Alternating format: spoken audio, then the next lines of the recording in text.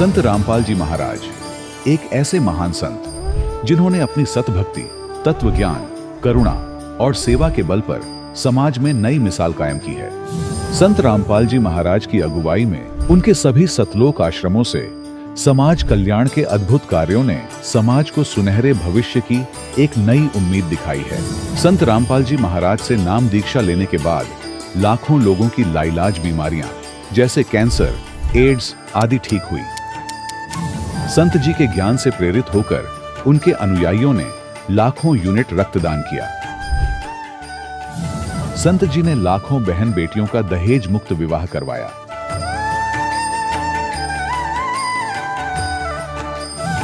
संत जी ने लाखों लोगों का नशा छुड़वाया, करोड़ों उजड़े परिवार बसे।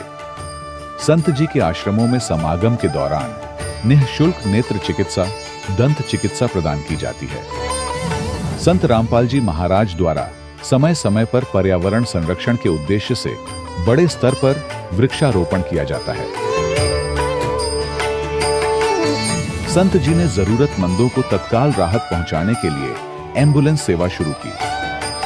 संत जी अपने अनुयायियों को देहदान के लिए प्रेरित करते हैं, जिससे मानवता की सेवा और चिकित्सा क्षेत्र में सुधार हो सके।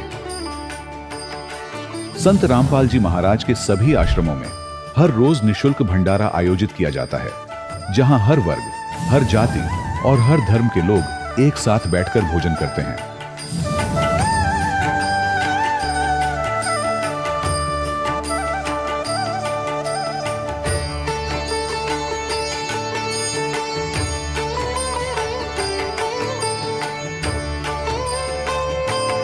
संत रामपाल जी महाराज के आश्रम में हजारों बुजुर्गों को सम्मान और प्यार के साथ जीवन जीने का अवसर मिलता है। उनके खाने, रहने और स्वास्थ्य की पूरी जिम्मेदारी संत रामपाल जी महाराज उठाते हैं। अनाथ बच्चों के लिए संत रामपाल जी महाराज के सभी आश्रम किसी वरदान से कम नहीं।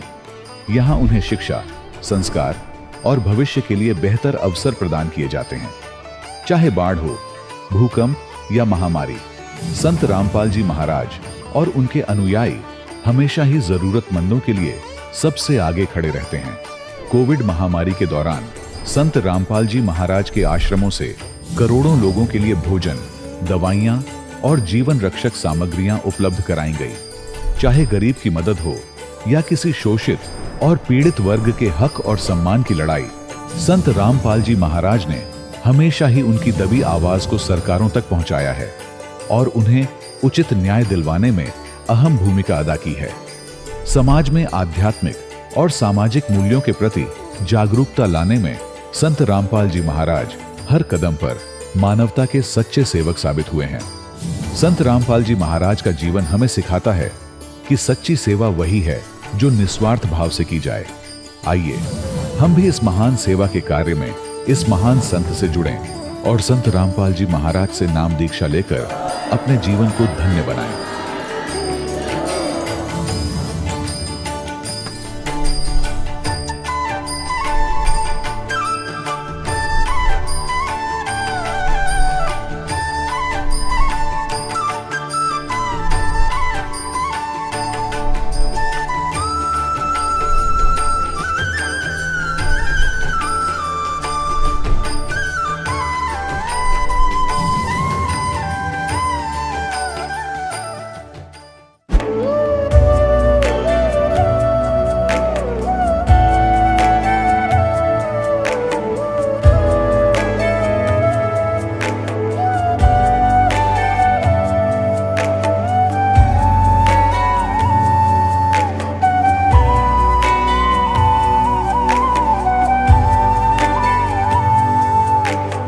गीता अध्याय 15 के श्लोक 16-17 में 3 प्रभु बताए हैं।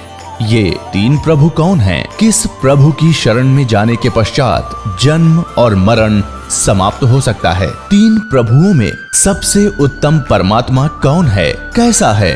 उसका क्या नाम है? इन सभी गूढ़ रहस्यों को जानने के लिए अवश्य सुनिए जगत गुरु तत्वदर्शी संत रामपाल जी महाराज के अमृत वचन।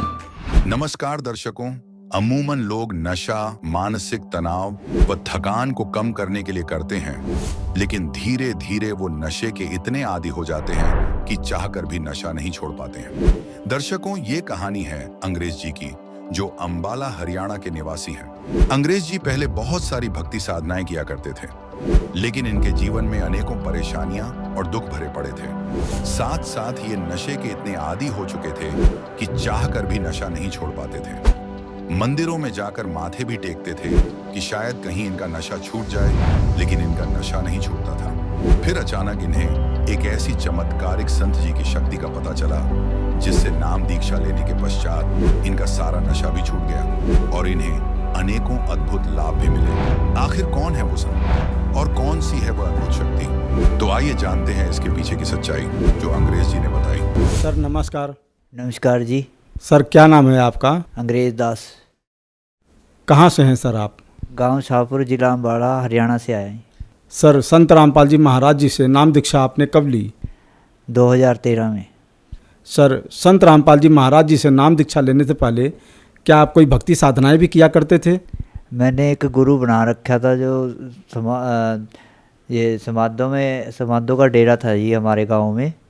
तो वहाँ पे मैंने एक वो फूंक मारता था कानों में, और मीट का एक वो देता था बोटी, और दारू भी देता था थोड़ी सी, ये प्रसाद के तौर पे देता था जब गुरु बनाते हैं। तो मेरे को पता नहीं था जी मैं गुरु बनाना ज़रूरी है। मेरा भाई लग रहा था वहाँ पे, वो कह रहे भी गुरु बनाना ज़रूरी है। मुझे पता नहीं था भी गुरु भी बनाना ज़रूरी है। मुझे तो यही पता था भी परमात्मा नाम की कोई चीज़ है धरती पे, भी परमात्मा है कहीं ना कहीं पे। तो इसलिए वो कह रहे मेरे को गुरु बनाना ज़रूरी है, फिर आगे गुरु ही रक्षा करेंगे हमारी। मैं कहा भाई मेरे तो समझ से बाहर है ये, चल आप कहते हो तो मैं नाम ले लेता हूँ। फिर मैंने नाम ले लिया वहाँ से। सर आपने जो भक्ति साधना की, इससे आपको क्या लाभ प्राप्त हुए? कोई कुछ लाभ नहीं हुए जी, और भी सगमा कष्ट पे कष्ट आते चले गए हमारे ऊपर। और कभी कोई सा बीमार, कभी पूरा परिवार बीमार हो जाता था। तो अगर पूरा परिवार बीमार होता था तो घर में खाने के लिए भी कुछ नहीं होता था।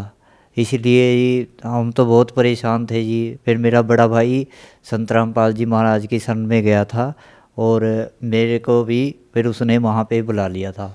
संत रामपाल जी महाराज की शरण में जुड़ने से मेरे को, एक तो मैं बहुत नशा करता था जी। मेरी शादी हुई थी, घर वाली भी छोड़ के जाने वाली थी, और मैं ना बहुत नशा करता था जी। नशे के लत बहुत लगी थी मेरे को, मैं छोड़ना भी चाहता था, नहीं छूट रहा था। मैं कहा भी मेरे आत्मा अंदर से बोलती थी भी कहीं ना कहीं भगवान नाम की कोई चीज़ है। मंदिरों में जाता था, मत्था टेकता था, बहुत सेवा करता था मैं, भाई ये मेरा नशा छूट जाए, पर ना मेरा नशा नहीं छूटता था। सबसे बड़ा लाभ तो मुझे को ये होया, मेरा नशा छूट गया। और 3-4 लाभ हो रहे हैं जी, जो मैं आपको बताता हूँ। और मेरी लड़की है जी, उसको ना बचपन में ही उसका 8-10 साल तो रोने में ही यानी कि बड़ी हुई वो। जैसे मैंने ना संत रामपाल जी महाराज से नाम दीक्षा ली, तो उसके बाद वो ना लड़की ठीक होगी। तो उसका ना इन्फेक्शन था पेट में, डॉक्टर ने बता रखा था उसके टेस्ट कराया करूँ था जी। मैं थोड़े टेस्ट कराऊँ था, गरीबी के कारण मेरे पास सारे टेस्ट नहीं करवाए गए। तो मैं फिर उसको टेस्ट करवाया करूँ था। तो डॉक्टर बोल रहे थे और टेस्ट होएंगे इसका ना पेट में इन्फेक्शन है। तो मैं करवा नहीं पाया जी। जब मैंने संत रामपाल जी महाराज से नाम दीक्षा ली तो वो लड़की ठीक होगी। तो फिर मेरे को और विश्वास हो गया। मैं कहा ये जहाँ से मैं जुड़ा है ना, तो ये बहुत अच्छे गुरु हैं, और अब यहीं से मेरे को लाभ होया। फिर वो मेरी घरवाली बोलती थी ये पौड़ियों पे चढ़ती है गुडनियों। मैंने कहा तू इसकी चिंता छोड़, अब ये परमात्मा के भरोसे है, हमारे बच्चे नहीं हैं, ये भगवान के बच्चे हैं। आस्ता आस्ता ज्ञान होता चला गया, मेरी लत भी छूट गई नशे की। और बताऊं जी, ये वो लड़की ना 8-10 साल की हो गई थी, वो 2 मंजिल से गिर गई ऊपर से। मेरे को परमात्मा ने पहले ही प्रेरणा कर दी थी ये बाहर से पढ़ रही है, और उन्होंने बता भी दिया था ये ऊपर चढ़ते हैं अभी कोई ना कोई गिर जाएगा, वहाँ बाउंड्री नहीं हुई हुई है। तो मेरे को चिंता थी बच्चों की। फिर मैंने सोचा बंदी छोड़ से प्रार्थना करके गया, मैं कहा ये परमात्मा आपके हाथ में है जो कुछ है। तो फिर उसके बाद घंटे बाद मेरे कंपनी में फ़ोन आ गया और बोला अभी लड़की आपके ऊपर से नीचे गिर गई 2 मंजिल से, आप फटाफट आ जाओ। मैंने अफसरों को बोला, वो कह रहे भाई आप जाओ, कोई बात नहीं, कोई बात नहीं, कल आ जाना आप। तो फिर मैंने जैसे ही गया, उन्होंने दवाई तो बच्ची ठीक थी। मैं घबरा गया था, मैं कहा भाई वो नहीं बचेगी, अब 2 मंजिल से गिरी है। एक तो ये लाभ हुआ, और एक मैं ना फैक्ट्री में काम करता हूँ, तो वहाँ से ना मैं रात की ड्यूटी थी मेरी, तो वैसे रात की ड्यूटी के अंदर मेरे को बुखार चढ़ जाता था ही। दिन में ठीक रहता था, रात को चढ़ जाता था बुखार। तो बस क्या हुआ, मैं दवाई भी लेता था ही, तो दवाई काम नहीं करता थी। वैसे जैसे थोड़ी देर बुखार उतर जाता था, फिर चढ़ जाता था रात को। तो एक दिन एक खुराक रह गई मेरे पास, और मैंने बोला, मैं कहा ये परमात्मा संत रामपाल जी महाराज, आप तो बहुत इंटरव्यू सुने हैं आपके, और मेरा ये छोटा सा बुखार है, ये भी नहीं ठीक कर सकते आप। तो मैंने वो दवाई ना कचरे में घेर दी। मैंने कहा ये परमात्मा आपके भरोसे है, और मैं ना काम भी करूँगा। मैं कहा मैं ऐसे पैसे नहीं लूँगा यहाँ से फ्री के, और काम भी करूँगा। मैं काम करता रहा। सर्दी का टाइम था जब मेरे को बुखार चढ़ता था ना, उस टाइम सर्दी का समय था, तो मैं सर्दी के समय में भी काम किया। मैंने कहा ये परमात्मा आपका बच्चा ऐसे नहीं लेगा। फिर 1 घंटे बाद, तुरंत 1 घंटे बाद मेरा बुखार छू मंत्र हो गया। मैंने को ना संत रामपाल जी महाराज के जयकारे लगाए मैंने। मैं कहा ये भगवान आपने मेरा बुखार उतार दिया। उसके बाद दोबारा मेरे को बुखार नहीं चढ़ा। तो जो दर्शक आज आपको टीवी पर देख रहे हैं, उन्हें आप क्या संदेश देना चाहते हैं? उनको तो यही संदेश देना चाहता हूँ कि संत रामपाल जी महाराज पूर्ण परमात्मा हैं, धरती पे आए हुए हैं।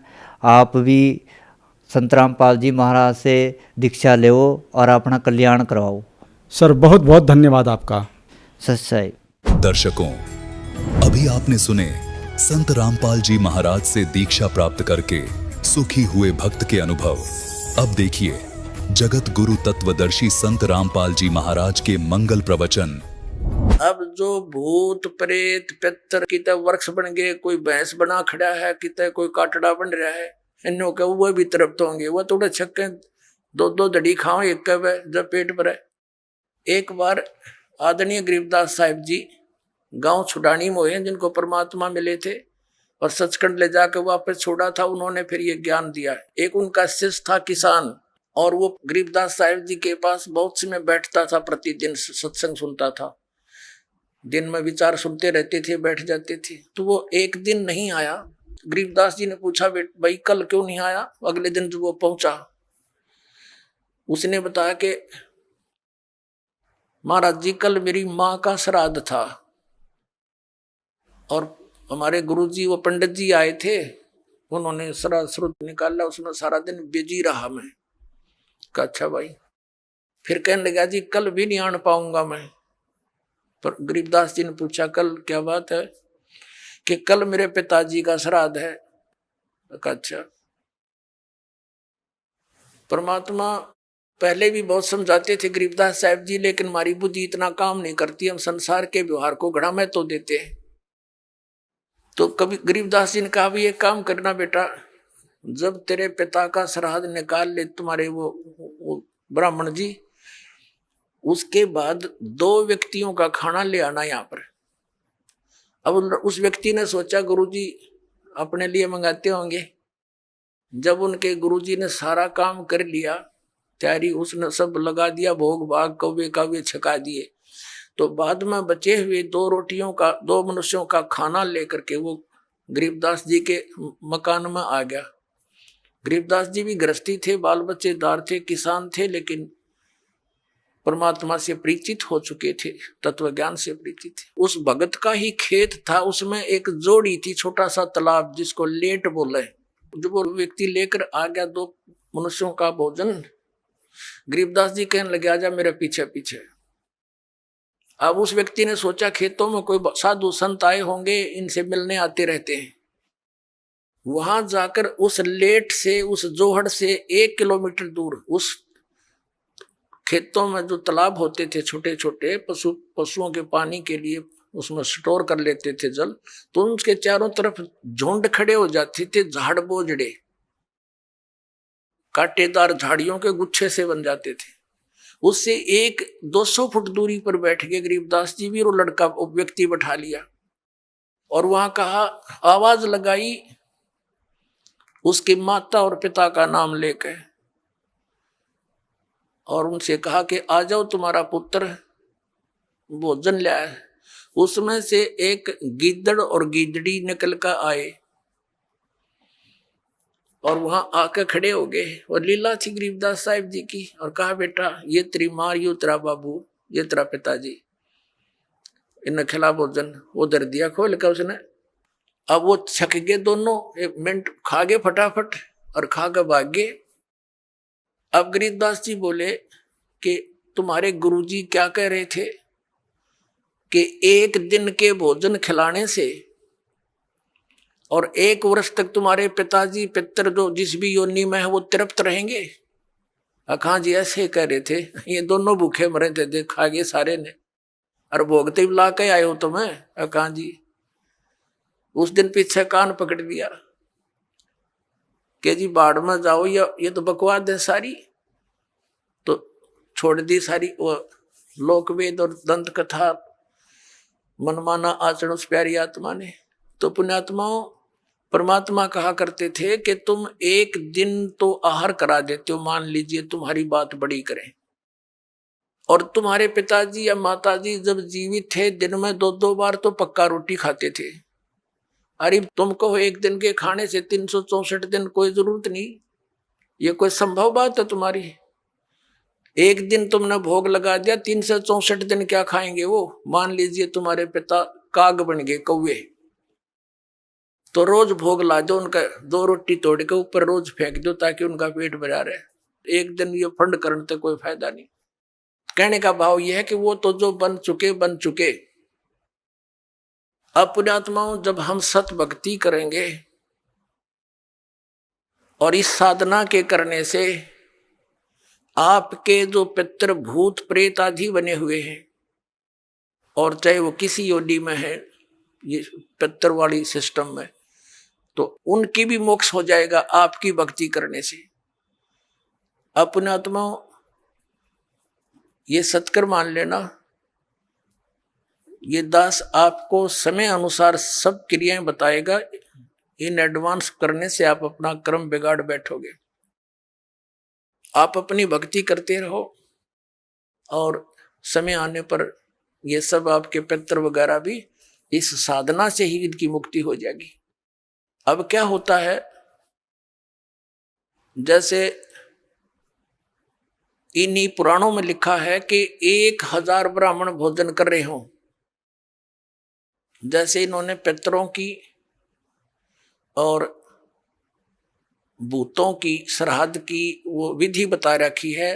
पितरों के लिए भोजन कराओ ब्राह्मणों को तो ऑड नंबर में हो, जैसे 1, 3, 7 यानी 5, 7 ऐसे हो, और बाकी इवन नंबर में हो, ऐसी संख्या में जमाने चाहिए।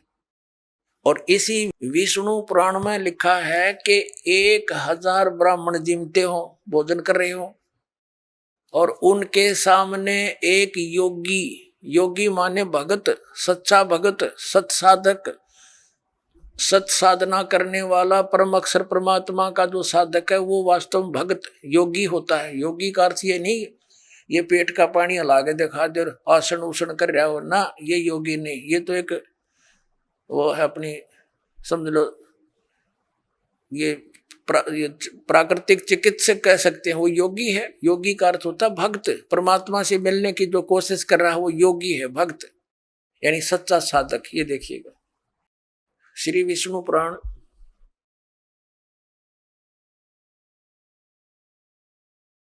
गीता प्रेस गोरखपुर से प्रकाशित है।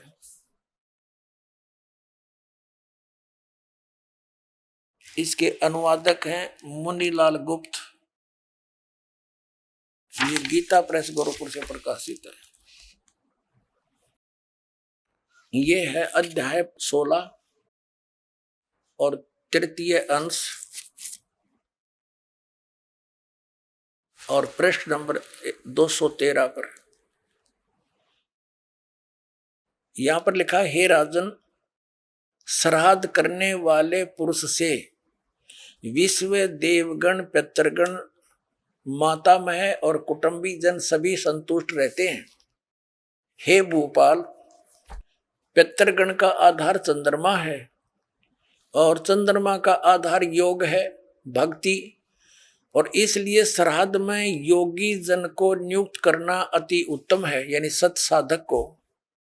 हे राजन, यदि श्राद्ध भोजी एक सहस यानी 1000 ब्राह्मणों के सम्मुख एक योगी भी हो तो वह यजमान के सहित उन सब का उद्धार कर देता है, यानी ब्राह्मणा का भी, हर योगी का भी और उनका यजमान का भी, सबका उद्धार कर देता है। पितरों की तो बात छोड़े।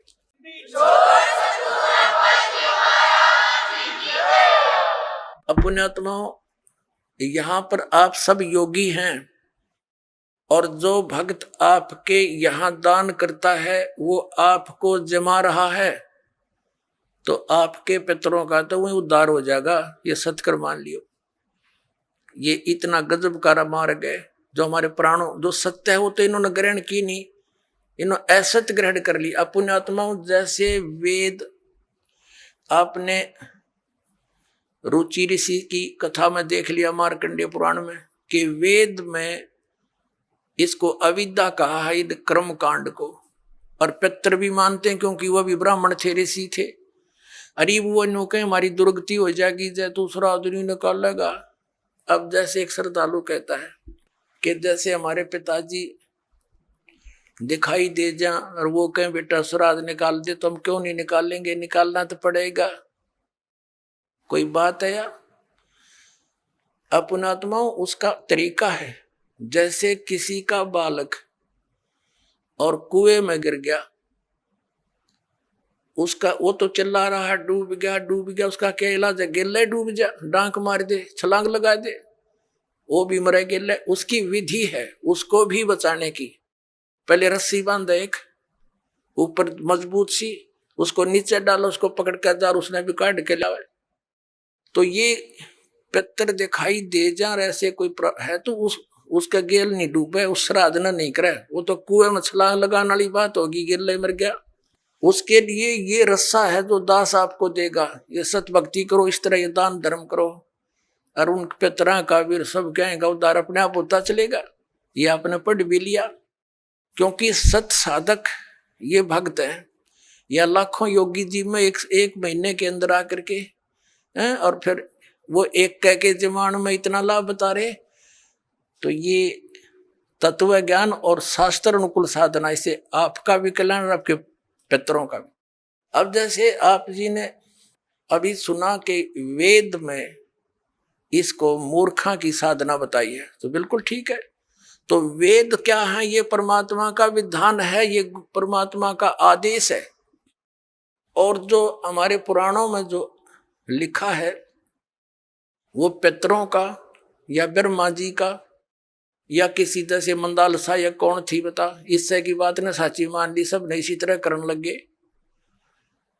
और या किसी अन्य ऋषि का दिया हुआ आदेश है, इसका पालन हमने नहीं करना। जैसे एक समय एक व्यक्ति की दोस्ती दरोगा से थी, थानेदार से, SHO से, और उस व्यक्ति का जो साथी था, पड़ोसी, उसको बहुत दुखी कर रहा था। उसने अपने मित्र दरोगा जी से कहा कि भाई दरोगा जी, ऐसे ऐसे मेरा पड़ोस में है, साथ वाला मकान में, बहुत परेशान करता है, सारा कुछ कह लिया, पंचायत भी कर ली, नहीं मान रहा, क्या करूं? अब दरोगा जी ने कहा उसका मार लट सिर में, माफ देख लूंगा। दरोगा जी के आदेश न लेकर उसकी आज्ञा का पालन कर दिया। उसने ये सोच कर आप संभाल लेगा, उस अपने पड़ोसी के साथ झगड़ा ठान लिया, लट्ठम लट्ठा हो गया, उसका सिर में लठ लग गया, वो मर गया पड़ोसी। अब वो SHO वहां का प्रभारी था, वो लाया, उसी को पकड़कर हवालात में दे दिया, सजाए मौत होगी उसकी। अब राजा का विधान था किसी का लठ मारेगा और मर गया तो उसकी सजा होगी मौत, और वो विधान तोड़ दिया उस व्यक्ति ने, अपने मित्र एक अधिकारी की आज्ञा का पालन कर लिया, जिससे राजा का विधान टूट गया, वो दंडित हुआ। इसी प्रकार इन पुराणों में लिखा हुआ जो आदेश है ये दरोगा जी का समझ लो इन पुराणों में, और वेदों में संविधान समझो भगवान का संविधान अगर तोड़ दिया इन दरोगा जी के कहने से, पुराणों के या इन नकली धर्म गुरुओं के कहने से,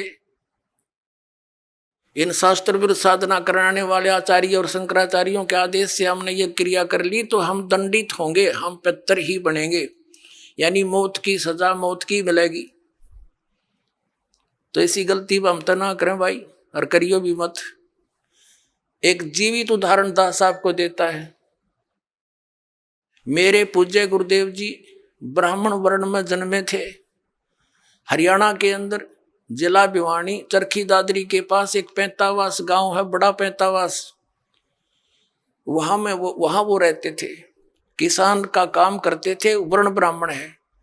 पुणात्माओं, ब्राह्मण कोई जाति विशेष नहीं। दास बहुत बार कहता है कि देखो ब्राह्मण बेदक जा कि ब्राह्मणों के विषय में कह रहे हैं, नहीं। और वो खेतों में, मेरे जो गुरुदेव थे ब्राह्मण वर्ण में जन्म था उनका, खेतों में गौवें चरा रहे थे अपने खेतों में। उसके पास पहले जंगल बहुत होते थे, वन बहुत होते थे। एक दिन उनकी भेंट हमारे दादा गुरुजी से होगी, यानी एक संत से। वो उससे प्रेरणा पाकर के घर से खिसकने की सोची और गुरुदेव का एड्रेस पूछ लिया। सब ज्ञान से परिचित होकर खेतों में शाम के समय गौएं चरा रहे थे, और भी कुछ साथी पाली गवाले थे।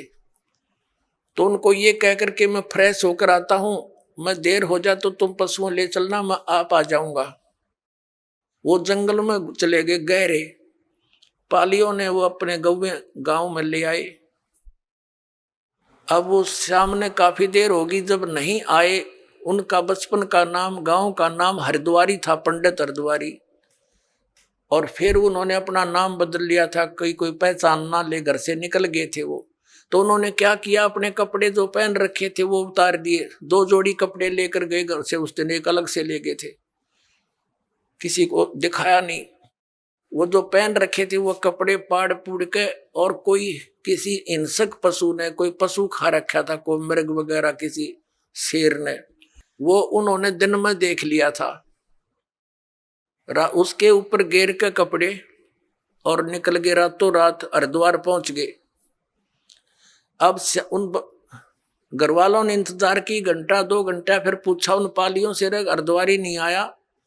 वो कहने लगे, वो यूं कह रहा था मैं फ्रेश होकर हूं, तुम चलो। उन बच्चों को साथ लेकर गए, बताया कहाँ से प्रवेश हुआ था, किधर गया था। जाकर ऐसी पहले टॉर्च होती नहीं थी, लालटेन दीपक से ले रखे हाथों में गए, देखा रहे यू तो बच्चा खा रखा है, ओहो ये तो किसी हिंसक पशु ने खा लिया, रहे मर गया। अंधे हो गए, रोन लाग गए, दूर तय अंधेरा सा था। वो आड़ जो पशु के हुए और कपड़े इकट्ठे करके रात ने दाग दे दिया, अग मर गया। फिर उसकी 13वीं शुरू हुई। पहले तो आए महीने का लठ गड्ढा करता है, वो आए महीना ब्राह्मण जिम्या करते। अब वो ब्राह्मण न्यारे हैं जो कर्मकांड करने वाले, तो वो सारा काम कर दिया। वर्षी भी बना बनू दी, और फिर हो गए श्राद्ध शुरू है कि यू थारा बे औलादा मर गया, निसंतान मरा हुआ है, और इसकी अच्छी सेवा करनी चाहिए, नहीं तो क्योंकि तुम इनका हक खा रही हो। जमीन थी इनके नाम, और वो बन रहे भक्त, संत बन गए, दुनिया का उद्धार करें। एक बार जब मेरे पूज्य गुरुदेव जी 105-6 वर्ष के हो गए, सतलोक जाने की तैयारी हुई। तलवंडी भाई, फिरोजपुर जिला पंजाब में उनका आश्रम, एक इसमें खन्ना के अंदर था, एक मोगा के अंदर था, एक नजफगढ़ आश्रम था। तो तलवंडी भाई वो ज्यादा रहते थे, तो वहां से दास को उसमें आदेश दे रखा था नाम देने का। बहुत से शिष्य भी उनकी प्रेजेंस में दास के हो गए थे। 2 बच्चों की सेवा लगा रखी थी, उनकी सेवा में छोड़ रखे थे।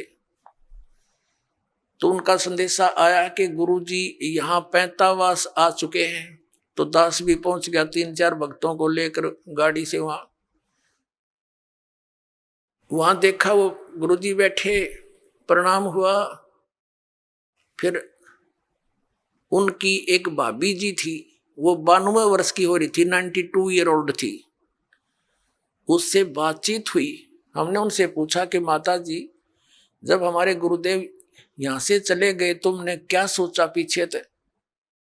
वो कहने लगी, जी मैंने तो ये सुना था कि ये इनकी मृत्यु होगी। तेरा एक देवर था और वो ऐसे ऐसे जंगल में किसी पक्षी ने, पशु ने खा लिया था, हिंसक ने। और मैं आई जब तक इसके श्राद्ध निकला करते, और 70 श्राद्ध मैंने अपने हाथ निकाल रखे इसके। और जब भी कभी कोई ऊक चूक घर में हो जाती, पशुओं में कोई हानि होती, फसल में हानि होती, हम अपने गुरुजी ब्राह्मण के पास जाते थे, उससे जंतु पितरा पुत्रा पढ़वाते थे। वो क्या कहा करता कि तुम्हारा अर्धवारी निसंतान मरा हुआ है और वो तुमने सिद्ध है, तुमने हानि करता है। उसके 500 कपड़े बनवाओ, उसके श्राद्ध अच्छी तरह निकलवाओ और उसका फलाना कर दो। वो जो कुछ भी कहता वो सारा करते हम। और फिर भी यूं कहता इनका ठीक से श्राद्ध नहीं, अगली बार मैं करूंगा अच्छी तरह। 70 तो श्राद्ध करवा दिया, यूं बैठा न्यू का न्यू। अब मैं कहने लगा, माता जी देखो गीता जी में मना कर रखा है 9वें अध्याय के 25वें श्लोक में कि भूत पूजनीय भूत बनेंगे, पितर पूजनीय पितर बनेंगे, ये पूजा नहीं करनी चाहिए। अरे यो आपके सामने जीवित उदाहरण रहा, ये मूर्ख बना रहे थे आपको। और वो साधना को, वो कोई सच्ची बात थी इन लोगों की? ये तो ईब तो अब तो छोड़ देना इसको। ने बोली ना भाई, या तो पुरानी लाग है, नो के छूटे है, बाढ़ में पड़ो फिर भी ना छूटे, तो हद कर दी भाई। आंखों देख रही है, आपसे कह रही है कि मैंने इसके 70 श्राद्ध निकाल लिए, पिंड भी भरवा लिए, न बोलो पितर बन गया। हमारे पितर नहीं, सबका तो उद्धार करने वाले महापुरुष बन गए, लाखों लोगों का उद्धार कर दिया। इस नृत्यों इनके श्राद्ध निकालो, इन मूर्खों को पालन लग रही।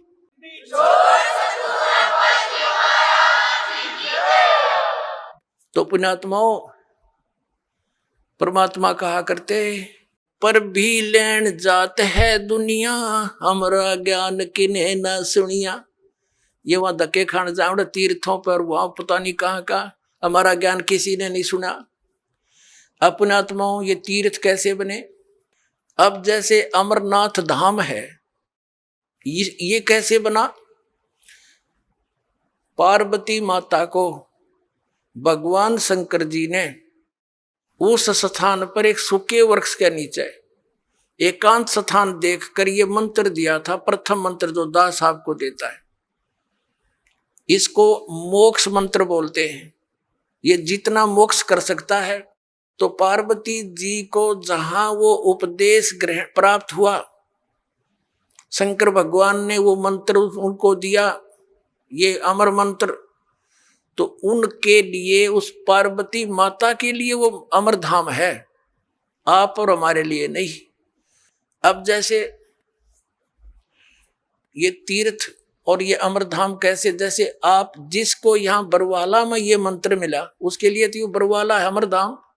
और यहाँ बरवाला में ये दास हो नहीं, और यहाँ कोई भी नहीं हो, और यू खाली पड़ा हुआ आश्रम। अब जैसे किसी ने क्रोथा आश्रम में नाम लिया था, उसके लिए क्रोथा है आश्रम अमरधाम, अमरनाथ।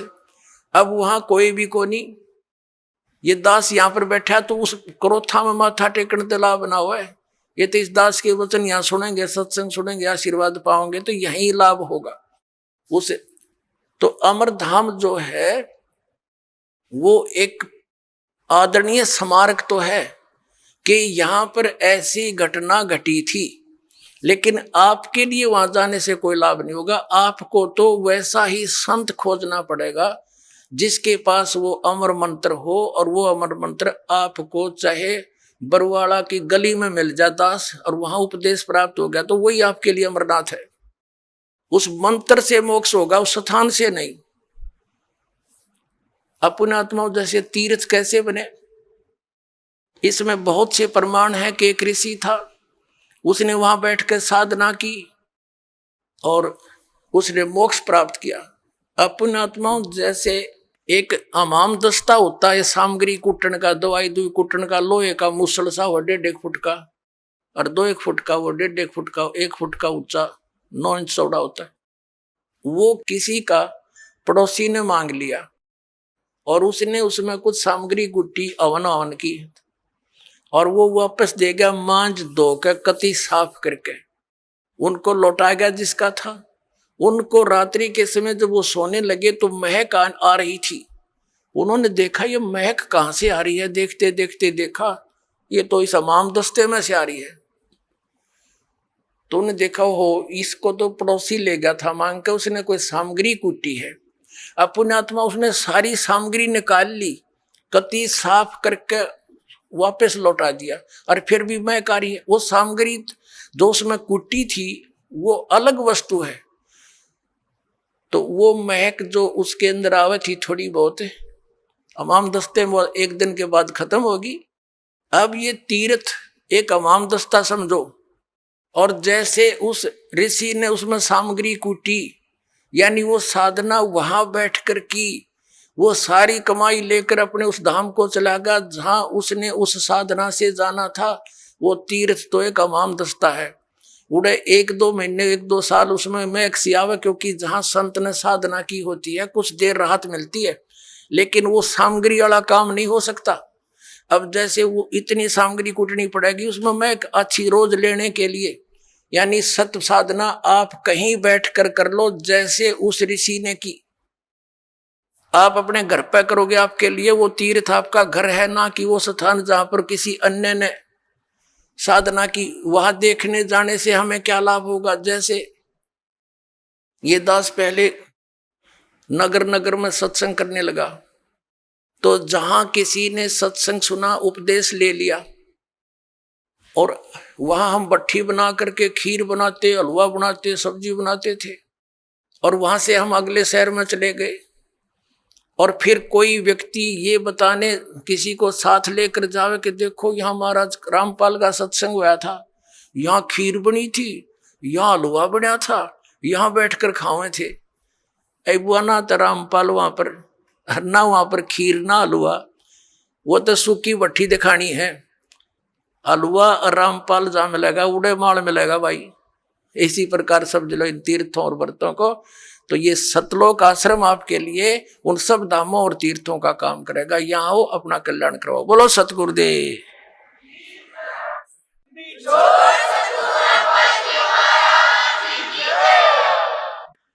परम पिता परमात्मा पूर्ण ब्रह्म परम अक्षर ब्रह्म कबीर परमेश्वर जी हैं। ये अनंत ब्रह्मांडों के उत्पादक हैं, ये सब के सृजनहार है। परमात्मा की खोज में आत्मा उसी दिन से लग गई जिस दिन से ये इस काल के जाल में फंसी थी, क्योंकि जो सुख इस आत्मा को सतलोक के अंदर था, यहां इस काल के लोक के किसी कोने में नहीं है। उस सुख की खोज करते करते ये महास्वर्ग में भी पहुंच गई, जिसको यहाँ का सबसे सुप्रीम यानी सबसे श्रेष्ठ सुख में सथल बताते हैं। वहां भी वो सुख नहीं है, वहां भी ऐसे ही आग लगी है जैसे इस पृथ्वी पर है। वहां पर भी वही प्राणी है जो यहां शुभ कर्म करके अच्छी भक्ति करके इस काल के सतर की, और वहां पहुंच गए, वहां उनको अच्छी पोस्ट मिल गई, देव शरीर प्राप्त हो गया, वहां का जो सुंदर शरीर है। और जो यहाँ राग द्वेष, ये काम क्रोध मोह लोभ अहंकार, ये सारे विद्यमान हैं, खचाखच भरे हम ऊपर के लोकों के में रहने वाले प्राणियों में। तो वहां भी ये ऐसे ही अपना टाइम पास करके फिर नरक में चले जाते हैं। नरक का समय पूरा करके फिर ये 84 लाख योनियों में भटकते रहते हैं। पुण्यात्माओं, परमात्मा पाने के जो साधन है वो भिन्न भिन्न नहीं है, एक ही मंत्र है, एक ही विधि है, यानी एक जैसे ही वो सब क्रियाएं हैं। और हम परमात्मा पाने के लिए कोशिश करते करते अपने जीव सत्र की सोच से और अन्य लोक वेद के आधार से हम महापुरुषों से मिलते हैं, क्योंकि ये विशेषकर हिंदू धर्म के प्राणियों में, पुण्यात्माओं में एक विशेष आस्था है परमात्मा की, और उनको इतना ज्ञान है सदग्रंथों के आधार से कि गुरु के बिना मोक्ष नहीं होता। ये तो प्रत्येक हिंदू धर्म के पुण्यात्मा के, चाहे कोई भक्ति करता है या ना करता है, तो वो भी ये जरूर अवश्य कहता है कि वे गुरु बिन मोक्ष नहीं। तो ऐसी व्यवस्था अन्य किसी भी धर्म में नहीं रही। जैसे सिख धर्म के अंदर गुरु परंपरा थी, लेकिन बाद में वो केवल गुरु ग्रंथ साहिब को ही गुरु मानकर अपना अध्यात्म क्रियाएं करने लगे। लेकिन वक्त गुरु का होना अनिवार्य है। जैसे ये पवित्र ग्रंथ, गुरु ग्रंथ साहिब, पवित्र श्रीमद् भगवत गीता, पवित्र वेद, पवित्र पुराण, ये तो एक आदरणीय सदग्रंथ है, महापुरुषों की जानकारी है, भगवान के विषय में लिखा है इसमें। ये तो ऐसा समझो कि हमारे औषधि की बुक हो, औषधि की पुस्तक है, और उसके जानकार की आवश्यकता है जो वैद्य हो, और वैद्य वही सफल होता है जो औषधि की पुस्तक में लिखी हुई सब जड़ियों को इकट्ठा करके मिला कर समझ के जड़ी बनाता है। इसलिए वक्त गुरु की आवश्यकता है। तो पुण्यात्माओं, इस धारणा के अनुसार इस आवश्यकता की पूर्ति के लिए ये प्राणी गुरुओं के पास जाने लगे। अब श्रद्धालु को कोई ज्ञान नहीं होता, क्योंकि वो तो जिज्ञासु होता है।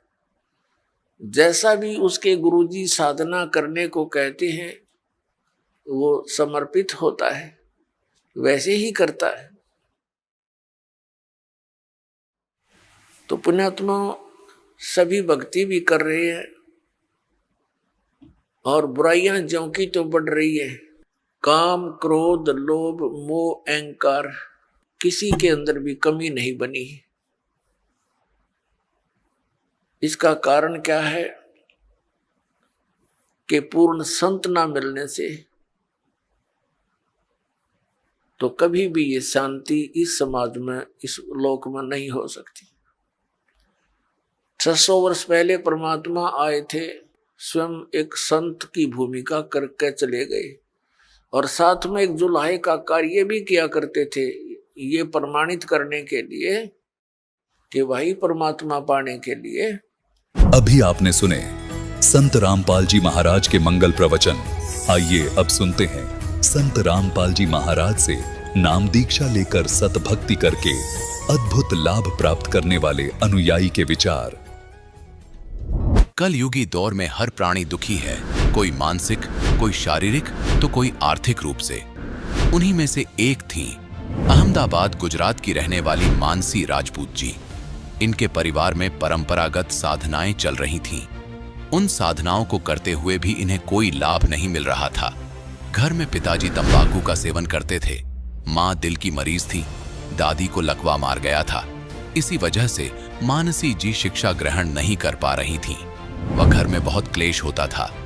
एक वक्त ऐसा आया जब मानसी जी को पीलिया हो गया, पूरा शरीर पीला पड़ गया, इनके बचने तक की उम्मीद न रही। तब इन्हें मिली तत्वदर्शी संत रामपाल जी महाराज जी की शरण। आप भी आश्चर्यचकित रह जाएंगे कि उसी दिन इनका पीलिया ठीक हो गया। फिर ये अपने परिवार के लिए उदाहरण बन गई। उसके बाद अब ज्ञान समझकर इनके पूरे परिवार ने नाम दीक्षा ले ली है और सर्व लाभ प्राप्त किए हैं। इनकी मां की दिल की समस्या ठीक हुई, पिताजी का नशा छूट गया और मानसी जी की पढ़ाई में भी बदलाव आया और वे अच्छे अंकों से परीक्षा पास कर पा रही हैं। सुनिए पूरी कहानी, कैसे मानसी जी ने दुखों से निजात पाई और इनके जीवन में खुशियों की बौछार आई। बहन जी नमस्कार। नमस्कार। क्या नाम है जी आपका? मानसी राजपूत। कहाँ से आए जी आप? अहमदाबाद गुजरात से। संत रामपाल जी महाराज जी से आपने नाम दीक्षा कब ली? संत रामपाल जी महाराज जी से मैंने 21 नवंबर 2016 को ली। आप गुजरात में रहते हैं, संत रामपाल जी महाराज जी से कैसे जुड़ गए? मेरे मामा ने मुझे ज्ञानगंगा पुस्तक दी थी और मेरी तबीयत खराब हो गई थी, सो दैट्स वाई मैंने संत रामपाल जी महाराज जी से नाम दीक्षा ली। सबसे पहले आप ही संत रामपाल जी महाराज जी से जुड़े हुए थे अपने परिवार में, या और भी कोई पहले से जुड़ा हुआ हो? नहीं, मेरे परिवार में कोई संत रामपाल जी महाराज जी से जुड़ा हुआ नहीं था। मैं और मेरी बहन सबसे पहले जुड़े थे संत रामपाल जी महाराज से। ये अपने आप में एक आश्चर्य की बात है कि पूरे परिवार में आपने सबसे पहले नाम दीक्षा ली। क्या किसी ने कोई विरोध नहीं किया कि, क्योंकि निश्चित ही आपके परिवार में कोई और साधना चल रही होगी पहले? हाँ, चल रही थी। मेरे पापा जो है वो हमारे घर में जो पहले से रीति रिवाज है, जैसे हमारे कुल देवी ब्रह्माणी जी को मानते थे तो उनकी पूजा साधना किया करते थे। और हमारे जनरल गुरु बनाते हैं ना वो जो घर पे, वो उनको उनकी पूजा साधना किया करते थे और नाम वो दक्षिणा देते हैं ना वो भी दिया करते। तो उसमें हमारे लाखों पैसे वहाँ ही थे।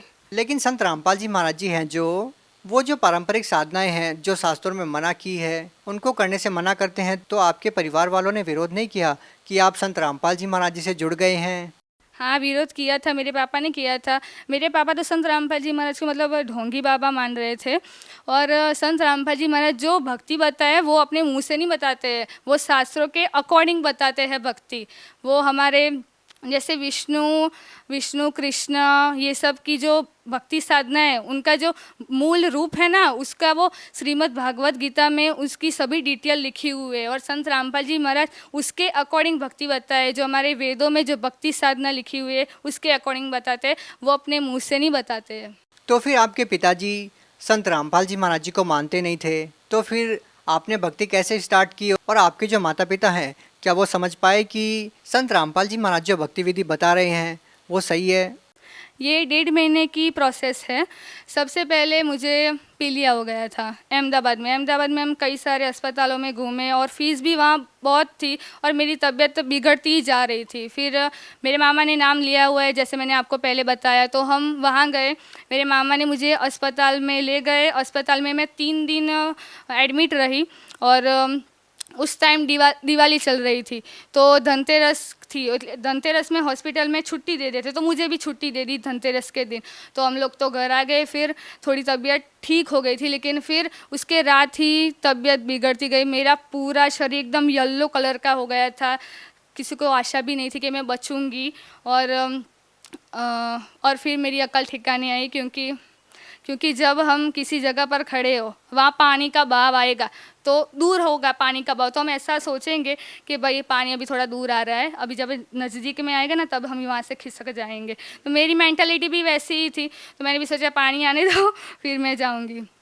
मतलब ऐसे ही मेरी तबीयत ही बहुत ख़राब होने लगी और तब मेरी अकल ठिकाने आई कि मुझे बचाने वाले सिर्फ संत रामपाल जी महाराज ही है। और फिर मेरे पापा तो मान नहीं रहे थे, भाई कुछ नहीं, मानसी को वापस घर ले जाओ, और ऐसा कह दिया। फिर मेरे मामा ने भी कह दिया, भाई हाँ भाई ले जाओ आप मानसी को घर, इसका कुछ नहीं होने वाला, ये मर जाएगी जो अगर संत रामपाल जी महाराज जी से इसने नाम दीक्षा ना ली तो।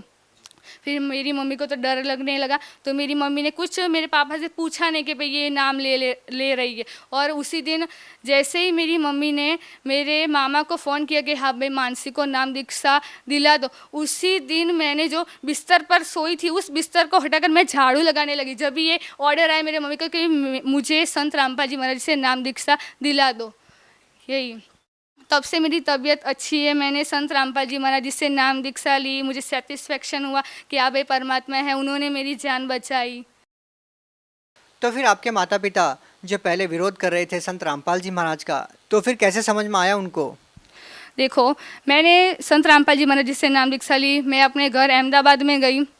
मेरे पापा जो भक्ति साधना किया करते उनको मेरी मम्मी ने बोल दिया, भाई ये आप जो देवी देवताओं की भक्ति कर रहे हो उनको अब नहीं करना है, क्योंकि मानसी अब संत रामपाल जी महाराज जी की शरण में है और संत रामपाल जी महाराज शास्त्रों के अनुसार भक्ति बताते हैं, इसीलिए मेरे पापा भी मान गए। लेकिन आपके पिताजी तो संत रामपाल जी महाराज जी को एक ढोंगी मानते थे, तो फिर उनको कैसे विश्वास हुआ कि आप जो भक्ति कर रहे हैं वो सही है? हाँ, वो मानते ही थे ढोंगी, लेकिन मेरे मामा ने और मेरी मम्मी ने मेरे पापा को समझाया कि भाई आप सत्संग सुनो, तो मेरे पापा ने सत्संग सुनना स्टार्ट किया। फिर ज्ञान गंगा संत रामपाल जी महाराज द्वारा लिखी गई जो ज्ञान गंगा पुस्तक है उनको उन्होंने पढ़ा और फिर उनको ज्ञान हुआ कि हाँ भाई संत रामपाल जी महाराज जो भक्ति बता रहे वो सही है, मनुष्य जीवन बहुत ही दुर्लभ है। अच्छा, ये बताइए कि संत रामपाल जी महाराज जी से नाम दीक्षा लेने के बाद अपनी लाइफ में, अपने परिवार में क्या क्या बदलाव देखे? मेरे घर में तो कलेश बहुत ही रहता था, तो वो कलेश अब नहीं रहा है, शांति है घर में। और मेरे मम्मी पापा जब हमने नाम दीक्षा नहीं ली थी तब हमारे तीनों भाई बहनों को 7 बजे के बाद, रात को 7 बजे के बाद हमें घर से नहीं निकलने देते। मेरे पापा संत रामपाल जी महाराज जी के शरण में आए और उनको अब विश्वास होने लगा कि हमारे जो बच्चे हैं वो अब समृद्ध की शरण में है, वो समृद्ध के नियम में रहते, ऐसा कोई काम नहीं करेंगे कि उनके दिल को चोट लगेगी।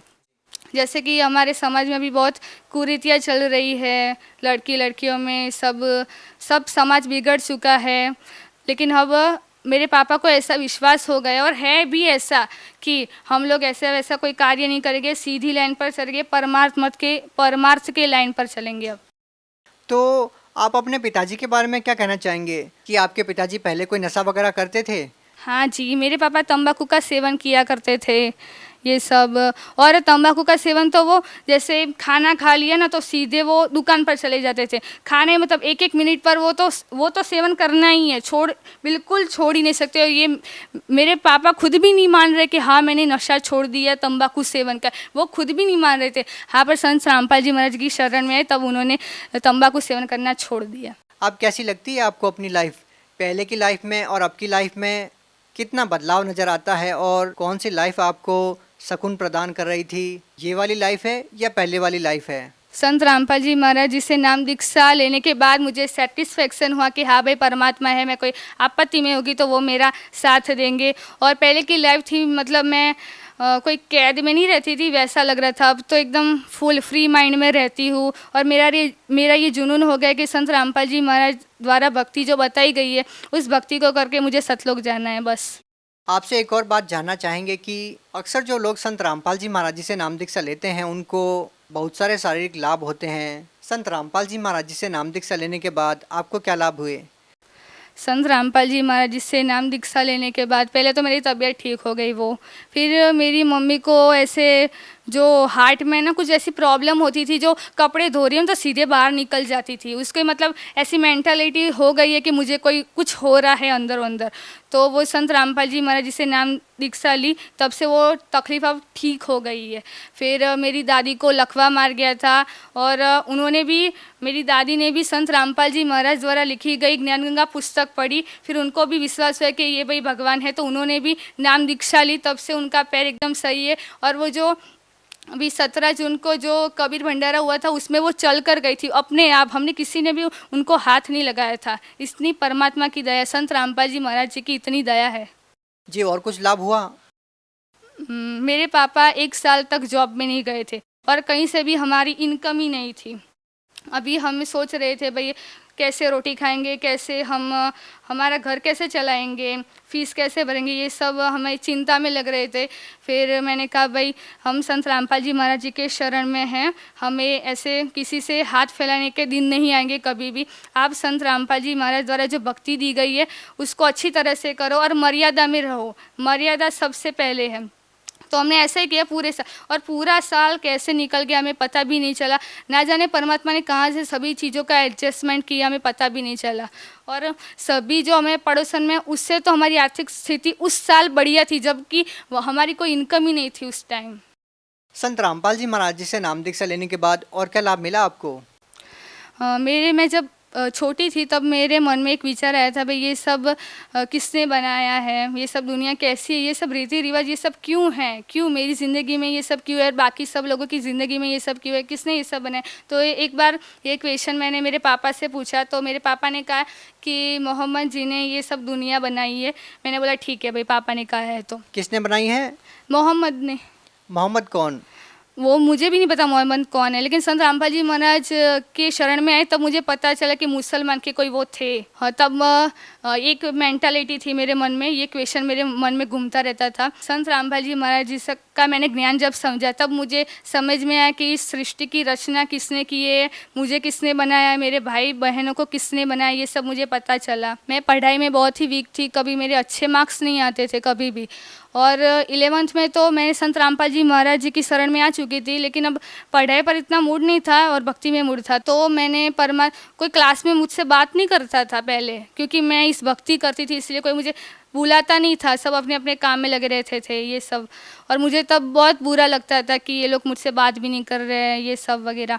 तो मैंने संत रामपाल जी महाराज जी से कहा कि भाई मालिक मेरी लाज रखना, क्लास में मेरे कम मार्क्स ना आए, ये देखना परमात्मा। तो परमात्मा ने देखा ही। फर्स्ट एग्ज़ाम में मैंने कोई रात दिन मेहनत नहीं की थी, फिर भी परमात्मा ने मुझे 82% दिए थे, जबकि कोई भी मेहनत नहीं थी। मैं खुद चौंक गई थी। और जब सेकंड एग्ज़ाम आई ना, तब भी वही की सिचुएशन रही कि मेरे फिर से 82% ही आए, जबकि मैंने कोई मेहनत ही नहीं की थी। और फिर तीसरी एग्ज़ाम में तो मैंने बंदी छोड़ को कहा, संत रामपाल जी महाराज जी को कहा कि परमात्मा अपने 2 एग्ज़ाम में तो मुझे निकाल दिया आगे, लेकिन अब तीसरी एग्ज़ाम में परमात्मा देखना, क्योंकि अगर आपने नहीं देखा ना तो सब लोग समझेंगे कि मैंने एग्ज़ाम में बेईमानी की है, आप लाज रखना मेरी। तो परमात्मा ने तीसरे एग्ज़ाम में तो मुझे 88% दिए मालिक ने। यार मैं तो चौंक गई, मुझे तो विश्वास ही नहीं हो रहा था। बहन जी, आप भगत समाज को क्या संदेश देना चाहेंगे?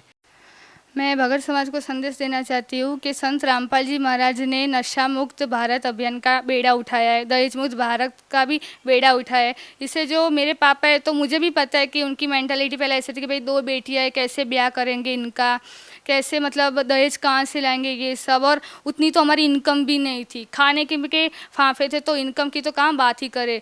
तो मेरे पापा की यह टेंशन तो दूर हो गई। और मेरे पापा जो तंबाकू सेवन करते थे वो भी अब नहीं करते, और इससे मुझे बहुत सेटिस्फेक्शन मिल रहा है। और इसके लिए मैं संत रामपाल जी महाराज की बहुत आभारी हूँ। और इसके अलावा मैं भगत समाज को प्रार्थना करना चाहती हूँ कि ये मनुष्य जीवन है, बहुत ही दुर्लभ है। अगर आप किसी मुश्किल में होगे तो आपके भाई बहन मम्मी पापा कोई नहीं आएंगे। अगर कोई आप किसी भी परिस्थिति में कोई काम कर रहे हो और कोई भूकंप सुनामी आएगी तो आपको कोई नहीं बचाएगा, सब अपनी जान बचाएंगे। तो तब आपको संत रामपाल जी महाराज मतलब परमात्मा आपको बचाने आएंगे। आप परमात्मा की कदर करना सीखो। और ये सब जो भी अभी समाज में सब फिल्में देख रहे हैं, उससे सब प्रेरित हो रहे हैं सभी चीज़ों के लिए, तो ये भी बंद कर दीजिए। फिल्में अच्छी चीज़ों के लिए है, बुरी चीज़ों के लिए नहीं है।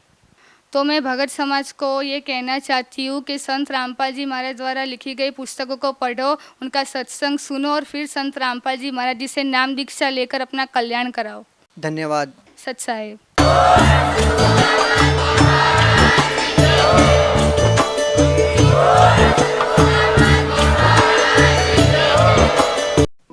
आप सुन रहे थे जगत गुरु तत्वदर्शी संत रामपाल जी महाराज के मंगल प्रवचन। अधिक जानकारी के लिए संपर्क करें।